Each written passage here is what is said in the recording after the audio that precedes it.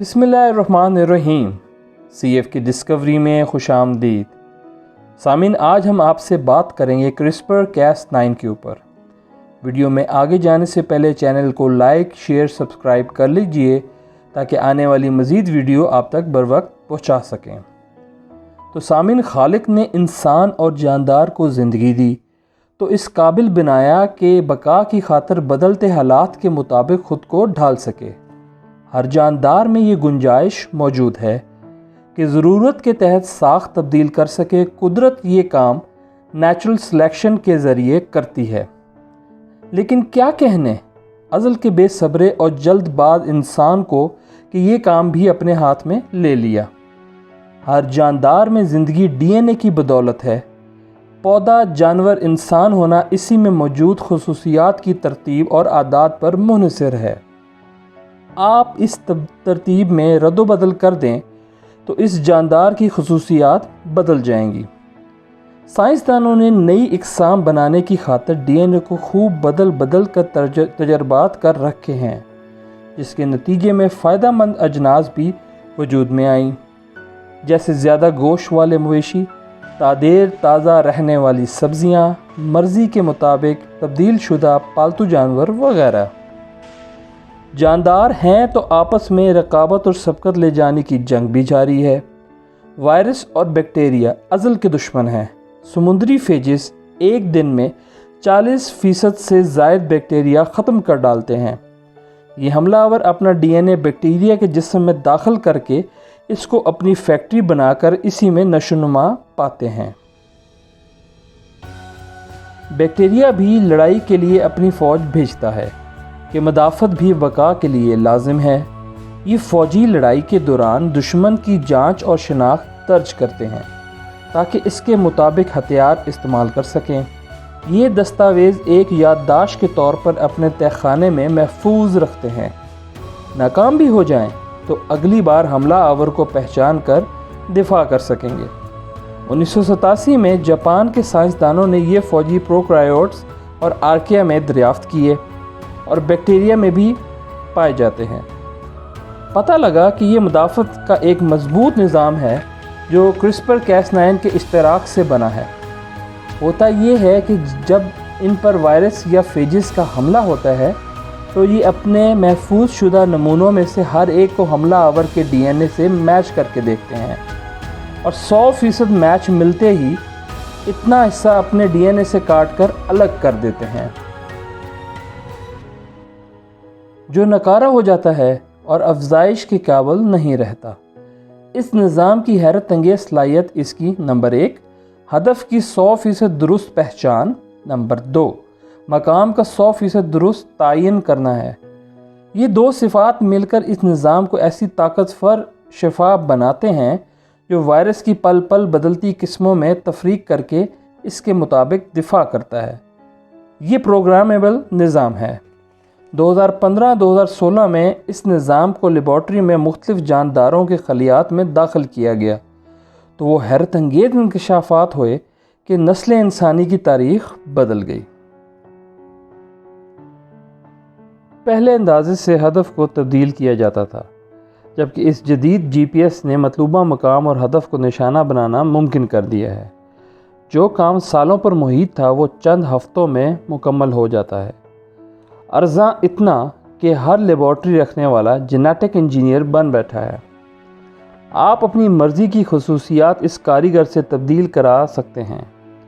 DNA की तरतीब में हर खुसूसियत एक मखसूस मकाम पर दर्ज है।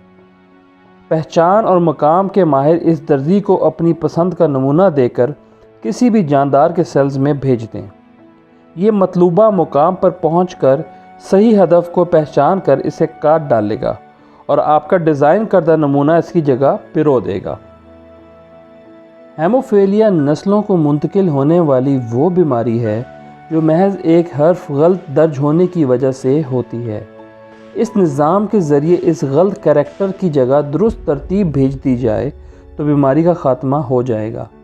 बुढ़ापा मौत की बड़ी वजह है।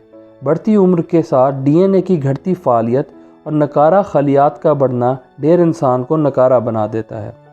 یہ نظام آپ کے ڈی این اے کی فعالیت بڑھاتا ہے اور ناکارہ خلیات کو تباہ کر دیتا ہے، مطلب ہمیشہ فعال رہنے کی صلاحیت دیتا ہے۔